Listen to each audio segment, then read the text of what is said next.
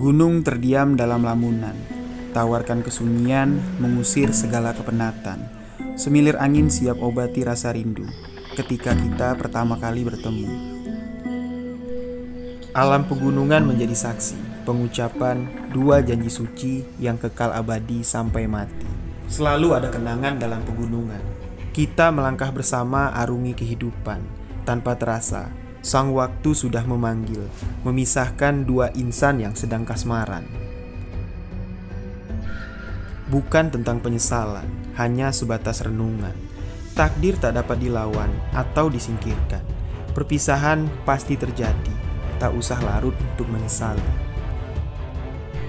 Alam pegunungan hadirkan lagi sebuah kenangan, akan sebuah pertemuan dalam satu ikatan. Sang kekasih abadi selalu tersimpan dalam hati, kekal abadi bersama panorama alam kehidupan.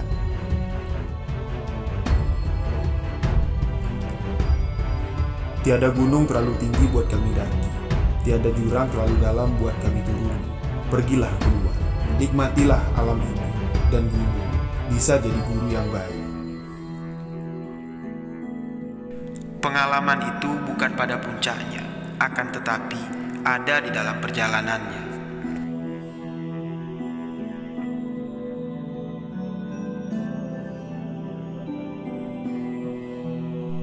Untuk pertama kalinya, saya Riwijaya menceritakan cerita pendakian misteri. Dan ini merupakan cerita pertama di segmen 12 PM. 12 cerita pendakian misteri akan diceritakan di segmen ini.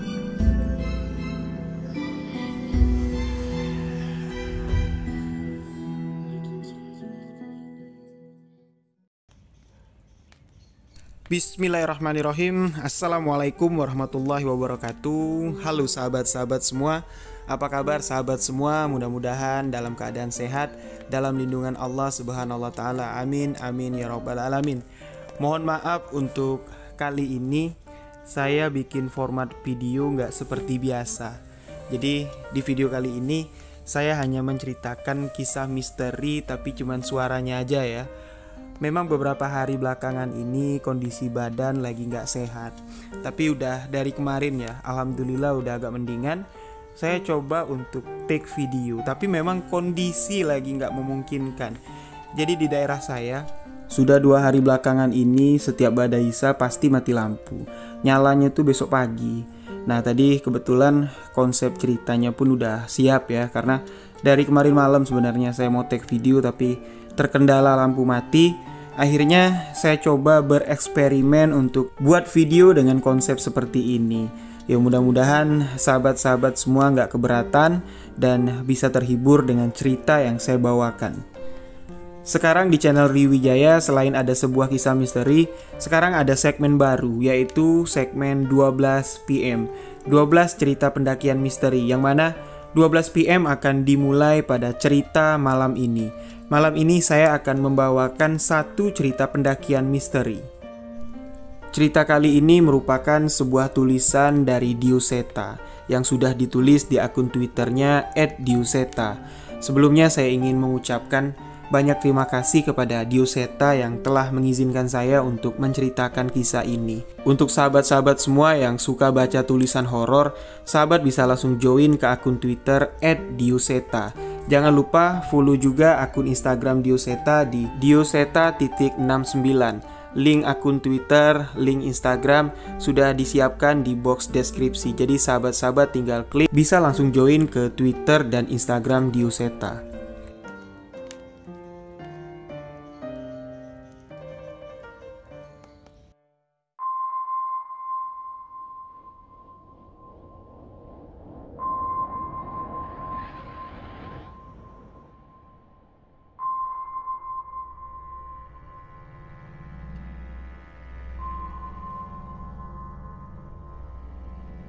Gunung Merapi, sebuah mahakarya dari Sang Maha Pencipta yang berdiri kokoh dengan keangkuhannya. Ini kedua kali aku mencoba menaklukkan gunung ini. Setelah sebelumnya, aku gagal karena sebuah gangguan yang membuatku tersesat ke sebuah desa. Jejak gaib alam Merapi, cerita pendakian misteri yang dialami oleh Danan.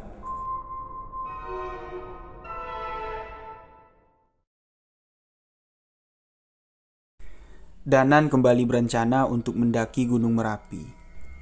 Ketika Rama dan Yanto mendengar rencana Danan untuk kembali mendaki Gunung Merapi, mereka memaksa untuk ikut menemani Danan. Mereka merasa bertanggung jawab untuk membawa Danan sampai ke puncak gunung itu. Singkat cerita, sampailah di mana hari mereka ingin berangkat mendaki ke puncak Merapi. Danan, nih, pegang nih. Sebuah hati dan handphone satelit diserahkan oleh Rama kepada Danan. Loh, opo iki?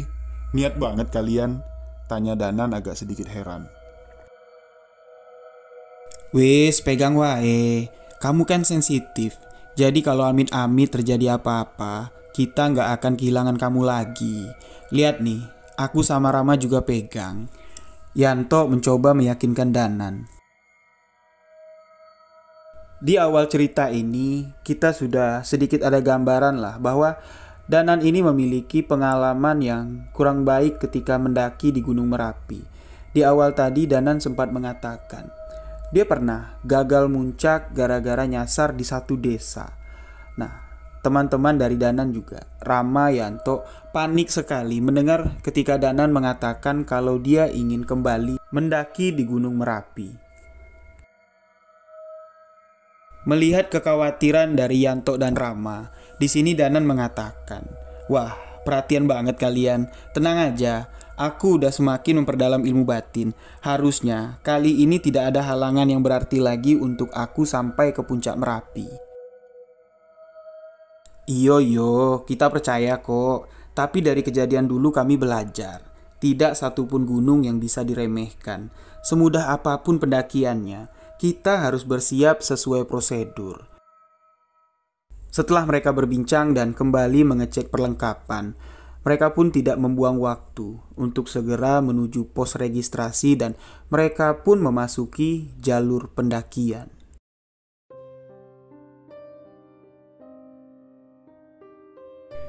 Di sana terlihat juga ada beberapa orang pendaki yang sudah memulai pendakiannya mendahului Danan, Yanto, dan Rama.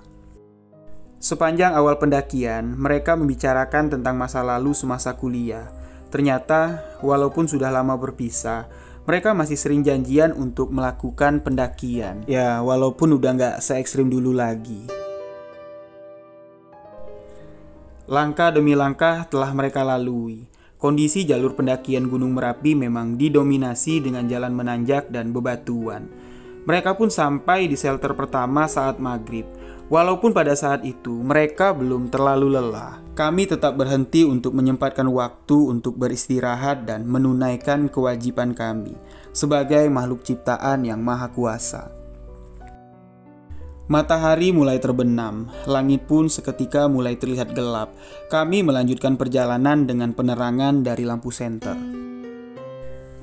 Selama mereka melakukan perjalanan tadi, mereka merasa tidak ada satupun halangan yang cukup berarti. Sampailah ketika mereka melewati pos 1.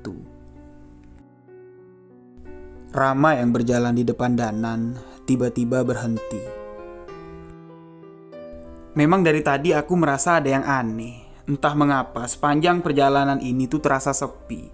Tidak ada suara jangkrik atau binatang malam. Suara-suara pendaki yang lain pun juga gak kedengeran. Danan merasa aneh dengan keadaan ini. Rama, kenapa kok kamu berhenti? Terdengar teriakan suara Yanto dari belakang, ingin memastikan keadaan Rama yang ada di depan.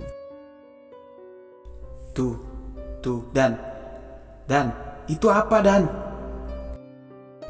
Rama bertanya kepada Danan dengan suara yang gemetar. Terdengar dari nada bicaranya, bisa dipastikan Rama sedang ketakutan. Di sini, Danan langsung berlari menyusul Rama. Sekarang aku baru tahu apa yang menyebabkan Rama ketakutan. Di hadapan kami sekarang berdiri sosok makhluk hitam besar membelakangi kami. Ia menoleh dan memamerkan matanya yang merah. Terlihat gigi taring keluar dari mulutnya.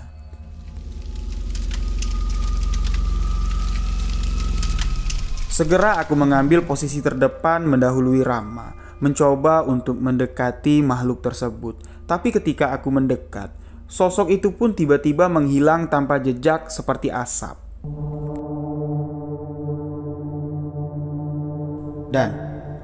Dana, gimana Dan? Terdengar dari belakang suara Rama bertanya kepadaku. Nggak apa-apa kok. Ya mungkin cuman makhluk penghuni hutan ini. Jawaban Dana masih ragu karena Dana pun di sini belum tahu, belum dapat memastikan sebenarnya itu sosok apa. Lalu mereka pun kembali melanjutkan perjalanan. Di dalam perjalanan, Dana merasa aneh. Setelah mereka bertemu dengan makhluk tadi, Dana ini merasa jalur yang mereka lewati ini kok semakin gelap. Lebih gelap dari biasanya. Bahkan senter yang mereka gunakan tidak dapat menerangi jalur yang mereka lewati. Nah, ternyata di sini bukan Danan saja merasa aneh dengan jalur yang mereka lewati. Rama pun bertanya kepada Danan, "Dan, bener nggak ini jalur yang biasa kita lewati?" Ya, seharusnya sih bener. Toh juga dari tadi kan kita nggak ngelewatin jalan lain.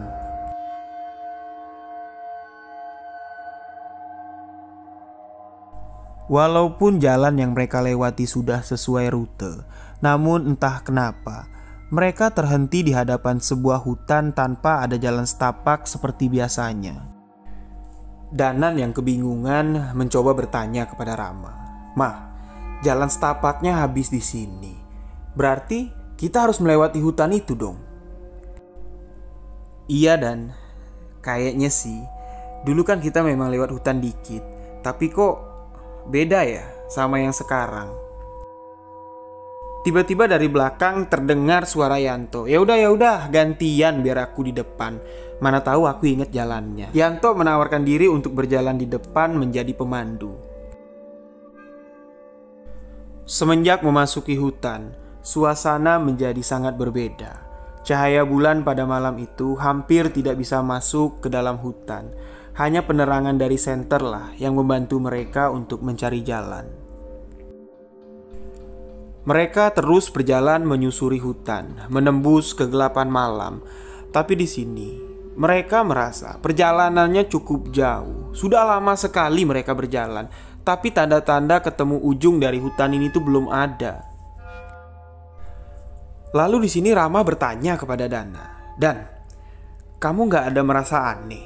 Ya, kita udah jalan lama loh ini. Tapi kenapa kok nggak ketemu? Ujung dari hutan ini tuh nggak ketemu."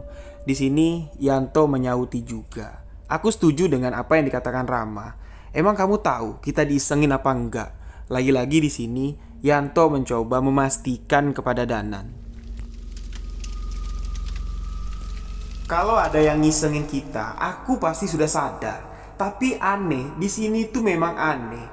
Di gunung yang biasanya banyak makhluk gaib, di hutan ini malah tidak ada sama sekali."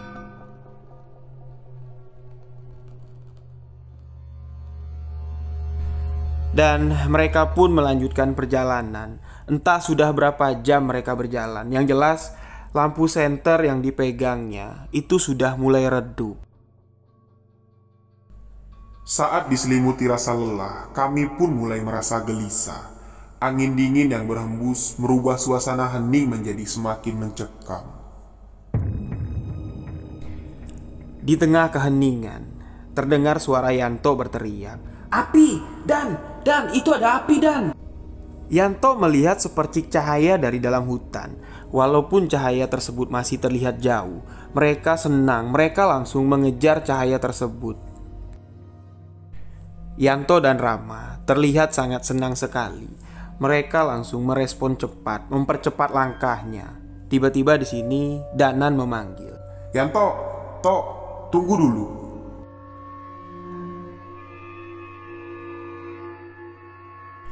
Danan di sini mulai merasa aneh. Dia merasakan ada sesuatu. Ketika semakin dekat dengan nyala api itu, perlahan Danan mencium bau yang cukup aneh. Yanto dan Rama pun berhenti. Di sini mereka bertanya kepada Danan, "Dan, ada apa Dan?" Danan pun langsung menjawab, "Hati-hati, aku mencium bau melati."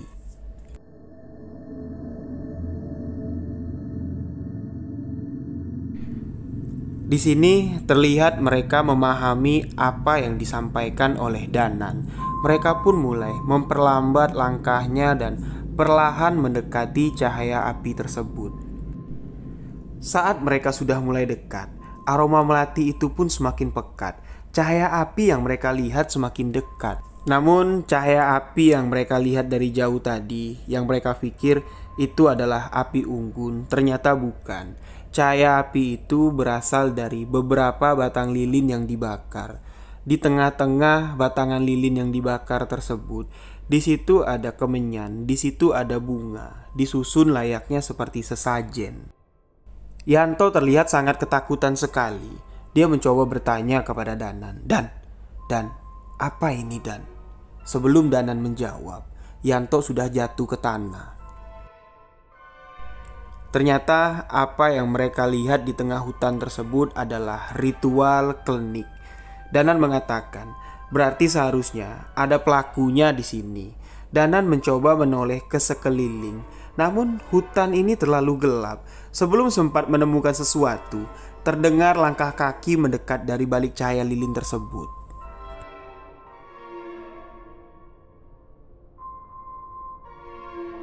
Dari dalam kegelapan malam, terlihat sesosok makhluk kurus berambut panjang merayap menjilati bunga-bunga yang disajikan di sana. Seolah-olah menyadari kehadiran kami di sana, ia pun mengadahkan kepalanya dan melirik dengan tatapan yang tajam, mata yang terlihat hitam. Tiba-tiba, Dan, apa itu Dan? Dan, Yanto berteriak ketakutan. Ternyata sosok yang dilihat Danan, sosok yang dilihat Yanto ini adalah demit alas. Tapi pasti ada yang memanggil makhluk itu ke sini. Lebih baik kita pergi. Ayo kita pergi. Danan mengajak Rama. Danan mengajak Yanto meninggalkan tempat tersebut. Belum sempat mereka melangkahkan kakinya dari tempat tersebut, terdengar suara seseorang dari belakang makhluk itu. "Hei, sampean ora iso lunga." Seketika, Danan mulai merasakan ada bahaya. Demit-demit yang dia lihat ketika sepanjang perjalanan tadi, bahkan demit yang ada di hadapannya tadi yang memakan sesaji, sebenarnya itu tidak membuat nyali Danan gentar. Yang membuat nyali Danan gentar adalah ketika suara itu terdengar, situasi di hutan tersebut berubah semakin mencekam. Duk! Terdengar ada sesuatu yang jatuh di dekat Yanto. Ia pun menoleh ke arah benda yang jatuh tersebut tak jauh dari tempat ia duduk. Tangannya mencoba meraih, namun ia mengenali tekstur yang dia pegang.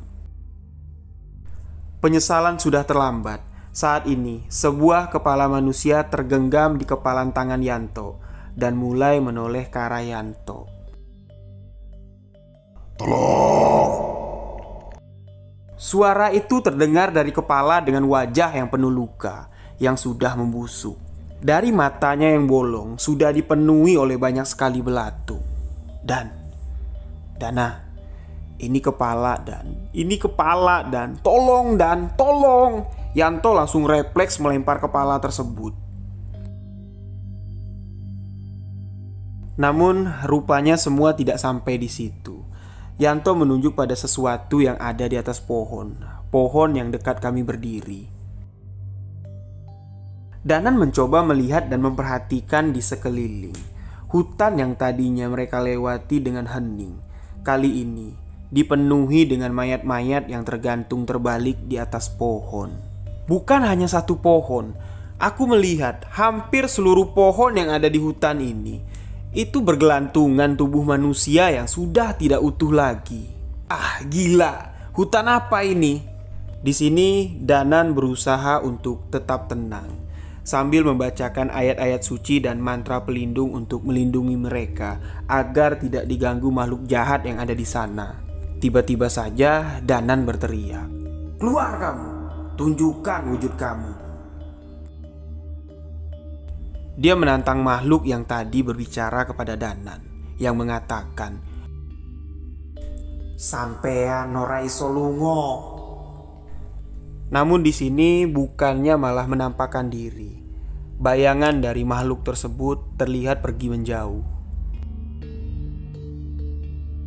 Sebelum sosok itu benar-benar menghilang, lagi-lagi terdengar suara. "Ora perlu, aku wis entu siji."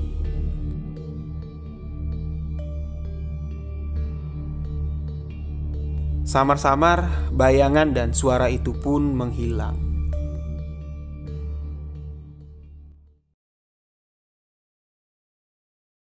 Setelah sosok itu menghilang, Danan di sini baru sadar kalau temannya Rama menghilang. Danan mencoba bertanya kepada Yanto, "Tok, Rama mana, Tok? Rama?" Yanto mengatakan, "Yo, tadi di sini, nggak ada." Mereka pun mencari ke sekeliling, tapi sudah dicari, Rama ini sama sekali nggak kelihatan jejaknya. Yanto pun berinisiatif untuk menghubungi HT yang dibawa sama Rama, tapi hatinya nggak diangkat. Mereka semakin panik karena tidak ada sedikit pun petunjuk di mana keberadaan Rama sekarang. Di tengah kepanikan Danan dan Yanto mencari si Rama, mereka dikejutkan dengan sosok mayat yang tergantung. Yang tadinya Danan melihat kalau mayat-mayat itu tergantung terbalik di atas pohon. Mereka sekarang mulai berjatuhan. Satu persatu mereka mulai berjatuhan. Mereka mulai mendekati Danan dan Yanto. Mayat-mayat itu mulai merayap mendekati Danan. Yanto yang sudah sangat ketakutan karena banyak sekali mayat-mayat itu merayap ke arah Yanto. Yanto berteriak minta tolong kepada Danan. "Tolong, Dan, tolong Dan." Tapi di sini Danan mencoba fokus karena di hadapan Danan sekarang ada sosok wanita. Mayat wanita yang merayap mendekati Danan. Dia mencoba membacakan doa penangkal agar mayat wanita ini tidak mengganggunya. Namun di sini Yanto terus memanggil nama Danan karena Yanto ini udah panik. Puluhan mayat sudah merayap di tubuhnya. Danan pun langsung berlari mengejar Yanto, menarik Yanto dari kerumunan mayat yang sudah mengerubunginya. Danan langsung membawa Yanto keluar dari tempat tersebut. Ketika Danan dan Yanto tengah bersembunyi dari kejaran mayat-mayat tersebut, terdengar ada orang yang memanggil. Danan di sini mencoba mencari di sekitar dan dia melihat di balik sebuah pohon besar ada seorang wanita yang memanggilnya. Danan pun nggak ada pilihan lain. Dia mendekati wanita tersebut. Tapi ketika Danan dengan Yanto sudah dekat, hampir sampai ke tempat wanita ini sembunyi, wanita yang di balik pohon itu pun lari, seolah-olah memberi isyarat, "Ayo ikutin aku." Akhirnya Yanto, Danan pun mengikuti arah lari dari wanita tersebut. Benar saja, jalur yang dilalui oleh wanita itu sama sekali tidak diganggu oleh mayat-mayat yang mengejar mereka. Di sini Danan, Yanto, dan wanita itu pun terus berlari hingga mereka sampai di bibir hutan. Danan dan Yanto pun berhenti, tetapi wanita itu terus berlari. Di sini Danan sama Yanto mencoba mengikuti arah lari dari wanita tersebut, tapi dia ngikutinnya pelan-pelan ya. Dan di sana terlihat ada sebuah desa kecil.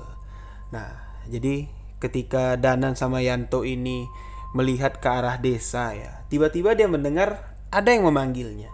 "Danan, Yanto, sini." Seseorang memanggil mereka dan itu adalah suara Rama. Danan yang melihat Rama sehat-sehat saja ya, dia langsung menghampiri Rama, menengok keadaan Rama. "Mah, kamu nggak apa-apa? Gimana kok kamu bisa sampai di sini?" Jadi Danan bertanya. Rama pun menjelaskan, "Waktu itu, waktu aku terpisah dari kalian, aku bertemu dengan wanita yang mengajak kalian ke sini. Dia juga lah yang membawa aku ke sini." Rama menceritakan kepada Danan dan Yanto. Mereka pun memperhatikan desa kecil tersebut. Nampak rumah-rumah kayu zaman dulu mendominasi bangunan di desa tersebut. "Mas, mau ke puncak ya?" Tiba-tiba terdengar suara seorang bapak-bapak menghampiri mereka. "Iya pak," jawab Danan. "Bener nggak pak? Jalurnya lewat sini." Biasanya jarang ada yang lewat sini. Tapi saya juga heran, kenapa malam ini kok banyak orang yang lewat desa ini ya? Bapak itu pun kembali bertanya kepada Danan. Lalu di sini Danan menceritakan apa yang sudah dia alami bersama teman-temannya. Dia menceritakan semua yang terjadi, termasuk mengenai makhluk yang kami lihat di hutan tadi. Bapak itu hanya mengerutkan dahinya, menunjukkan rasa simpati. Ya udah, mas-masnya istirahat dulu saja di sini. Bahaya mas kalau kemalaman. Lagi pula kemungkinan mas-masnya juga sudah diincar, ucap si bapak.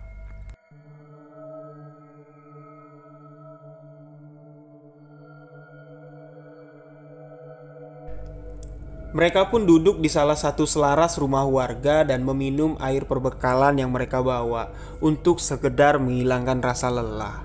Tiba-tiba terdengar suara seorang wanita memanggil, "Mas, sini mas." Perempuan yang memanggil kami. Rupanya itu adalah suara perempuan yang memandu kami keluar dari dalam hutan. Si mbak, tadi terima kasih ya mbak sudah bantu kami keluar dari hutan, ucap Rama membuka pembicaraan. Iya mas, gak apa-apa, udah biasa. Ini Sabtu Kliwon. Biasanya para pencari ilmu menjadikan hutan itu untuk mencari tumbal, jawab perempuan itu. Kami pun saling bertatapan. Salah sedikit, kamilah yang akan menjadi tumbal. Perempuan itu pun mengajak mereka pergi ke balai desa. Udah mas, ayo ke balai desa yuk. Tadi habis ada acara. Ada teman-teman masnya juga di sana. Mereka pun berjalan menuju balai desa dengan dipandu wanita tersebut. Setibanya di sana, Danan mengatakan, benar, di sana terlihat para pendaki yang tadi sudah berjalan mendahului kami. Mereka sedang berbincang-bincang dengan beberapa warga desa sambil menikmati suguhan yang disajikan oleh warga. Salah satu warga desa yang ada di sana menegur Danan. "Monggo mas, duduk dulu di sini mas." "Enji pak, matur nuwun, terima kasih." Mereka pun segera mengambil posisi duduk seadanya di sekitaran warga tersebut. Bapak yang tadi menyuruh Danan dan teman-temannya beristirahat tiba-tiba memanggil istrinya. "Bu, ini loh bu, ada tamu. Mbok ya disuguhin apa gitu bu?" Danan pun sampai gak enak hati. Dia merasa merepotkan. Lalu Danan mengatakan, "Gak usah repot-repot pak, kami di sini sudah bawa perbekalan." Si bapak itu menjawab dengan lantang, "Halah, gak ngerepotin kok nak. Tadi kami di sini habis ada acara, jadi masih banyak makanan yang tersisa." Sambil memperhatikan sekitar, memang terlihat ada panggung dan alat musik tradisional di sana.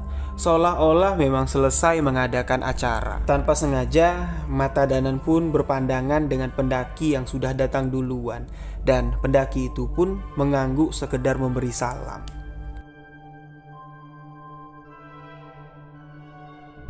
Danan mulai sedikit penasaran. Sebenarnya di desa itu ada acara apa? Dia memberanikan diri bertanya, "Pak, sebenarnya habis ada acara apa toh pak?" Si bapak pun langsung menjawab, "Biasa, pementasan tari. Hampir setahun 2 kali kami mengadakan pementasan ini," jawab si bapak. Danan melihat tidak ada sound system, hanya ada alat musik tradisional yang sudah usang terlihat di sekitaran panggung. Danan pun berjalan-jalan dan memperhatikan panggung dan orang-orang yang ada di balai desa. Tiba-tiba istri dari warga desa yang menyambut kami pun datang dengan membawa sebuah nampan berisi makanan dan teh hangat. Monggo mas, diicip seadanya. Kebetulan nih, stok airku udah habis. Diisi teh hangat cocok nih." Rama segera mengambil kendi berisi teh dan mengisi ke dalam botol minumnya. Melihat apa yang dilakukan Rama, Yanto sempat menegur, "Hei, yang sopan kamu," sambil memukul tangan Rama yang Rama cepat menghindar. Nah, jadi si bapak itu pun menyuruh anak-anak untuk istirahat. "Ya udah, dinikmati dulu aja. Saya tinggal dulu," ucap bapak tersebut. "Ji pak, terima kasih banyak," jawab Danan. Danan berdiri menghampiri Rama dan Rama duduk di samping Danan, memikirkan mengenai kejadian di hutan tadi. Rama dan Yanto masih sibuk membicarakan hal yang tidak penting. Sambil melihat kekonyolan mereka, Danan bermaksud memakan suguhan yang disajikan oleh warga desa tadi. Namun niat Danan untuk memakan kue yang ada di sana tuh terhenti gara-gara seorang wanita yang tiba-tiba datang menghampiri mereka. Tiba-tiba datang mengatakan, "Jangan dimakan." Ucap wanita itu dengan menatap Danan sejenak, dan wanita itu pun segera pergi meninggalkan mereka. Samar-samar di sini Danan mengingat wajah wanita itu. Di sini dia merasa antara percaya dengan tidak apa yang dibayangkannya. Tapi benar-benar apa yang dilihat Danan ini memang benar-benar nyata. Wajah wanita yang barusan kulihat sama persis dengan wajah wanita yang kulihat di hutan. Mayat wanita yang sempat kudoakan. "Rama, Yanto, ayo kita pergi dari sini. Kali ini aku yakin ada yang tidak beres juga di tempat ini." "Kenapa emangnya, Dan? Kita istirahat dulu aja lah di sini. Ngemil dulu dikit," ucap Rama sambil mencoba mengambil kue yang disuguhkan. Ketika Danan melihat Rama ingin memakan kue tersebut, dengan cepat Danan menepuk tangannya hingga kue itu terjatuh. Danan segera mengajak kedua sahabatnya ini untuk berpamitan dengan tuan rumah. "Maaf Pak, kami harus segera mengejar puncak sebelum fajar. Istirahat dulu lah Mas di sini. Santai dulu, ngemil dulu. Nanti masih ada beberapa pentas lagi," ucap si bapak mencoba untuk menahan mereka. Lalu di sini Rama pun langsung nyaut, "Ya, pentas apa sih Pak malam-malam kayak gini?"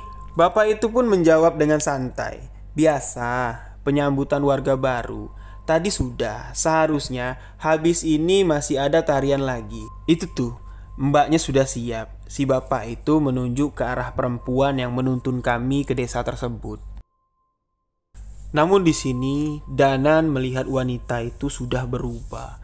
Dia sudah mengenakan pakaian tarinya dan wanita itu terlihat cantik. Tanpa banyak bicara lagi, Danan langsung menarik Rama dengan Yanto, memaksa mereka untuk pergi dari tempat itu. "Ngapunten ya Pak, teman kami sudah kebelet," teriak Rama yang mengikuti Danan dengan terpaksa. Sepanjang perjalanan, Danan mencoba membaca doa-doa dan membaca ayat suci Al-Quran. Kami berjalan sambil sering mengabsen 1-3 agar tidak ada lagi yang tertinggal atau malah bertambah. Dan pada akhirnya, setelah lama berjalan, akhirnya mereka pun sampai di jalur yang dikenal. Terlihat juga beberapa pendaki lain yang ada di depan mereka. "Danan, sekarang kan kita sudah aman. Tolong kamu jelaskan kenapa kita harus terburu-buru keluar dari desa tadi. Kamu harus jelasin kepada kami." Lalu Danan pun mencoba menjelaskan situasi yang sebenarnya terjadi kepada kedua orang temannya ini. Tadi itu hampir aja. Itu namanya desa gaib. Kalau tadi kalian makan makanan yang disuguhkan, bisa-bisa kalian gak bisa keluar lagi dari desa itu. "Ah, yang benar kamu Danan. Gak mungkin. Soalnya tadi itu kan juga ada pendaki lain yang barengan sama kita." Rama seolah-olah tidak percaya dengan apa yang barusan mereka alami. Tapi di sini wajah Rama sudah terlihat pucat.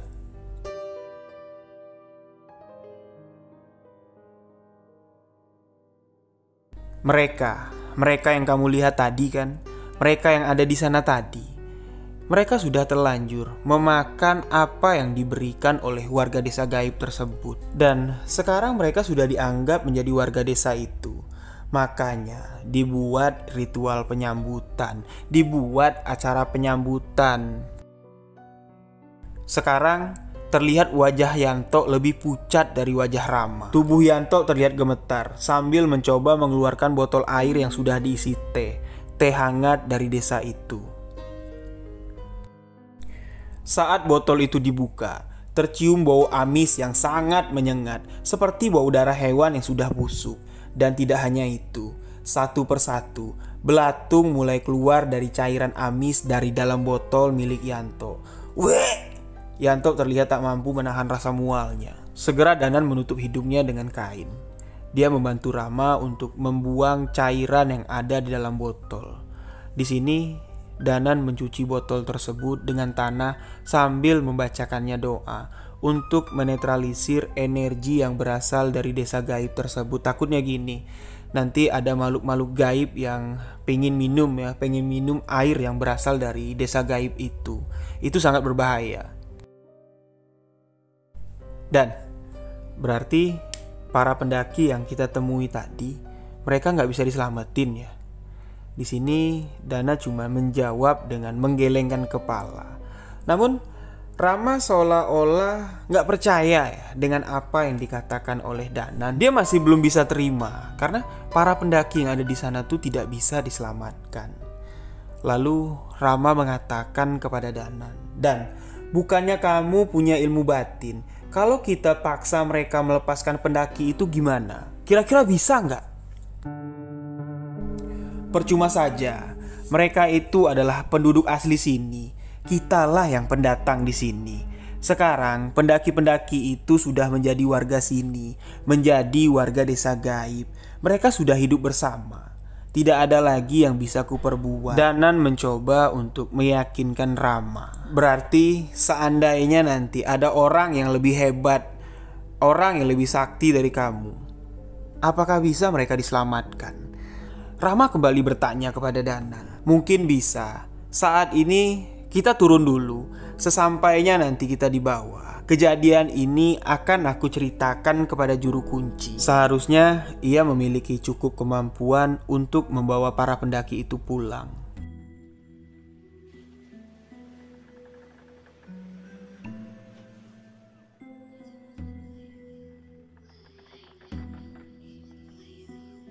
Rama mulai mengerti dengan situasi yang terjadi. Keadaan Yono pun sudah mulai membaik. Dia sudah mulai terlihat tenang. Kami pun memutuskan untuk melanjutkan perjalanan. Kami memutuskan membuka tenda di pos Pasar Burba bersama beberapa pendaki lainnya. Lagi-lagi di sini Rama bertanya, "Dan katanya Pasar Burba ini juga angker. Katanya lagi ada pasar gaib gitu ya?" Setelah kejadian yang menimpa kami, Rama ini menjadi orang yang sangat penakut sekali. Danan pun menjawab, "Iya, tapi hari ini pasarnya nggak buka. Tenang aja. Sebenarnya jawaban Danan ini hanya untuk menenangkan mereka saja." Kami pun beristirahat dan menghabiskan sisa malam untuk tidur di tenda. Kami pun tak lupa memasang alarm menjelang subuh untuk segera menyebut puncak Merapi yang gagal kugapai beberapa tahun yang lalu. Pagi mulai datang. Sebelum alarm berbunyi, suara pendaki lain sudah lebih dulu membangunkanku. Terlihat Rama, Yono juga berusaha keras menahan rasa kantuknya. Kami bersiap memulai pendakian di medan yang berbatu. Kami bersiap mendaki Gunung Anyar untuk mencapai puncak Merapi. Aroma belerang mulai tercium dengan udara dingin yang selalu berasap. Hingga akhirnya kami sampai di puncak di mana terdapat dataran yang cukup luas, tepat di bawah puncak Garuda. Tepat saat matahari terbit, sebuah pemandangan yang luar biasa terlukis di hadapanku. Kemegahan gunung-gunung terindah di Jawa terlihat dari sini.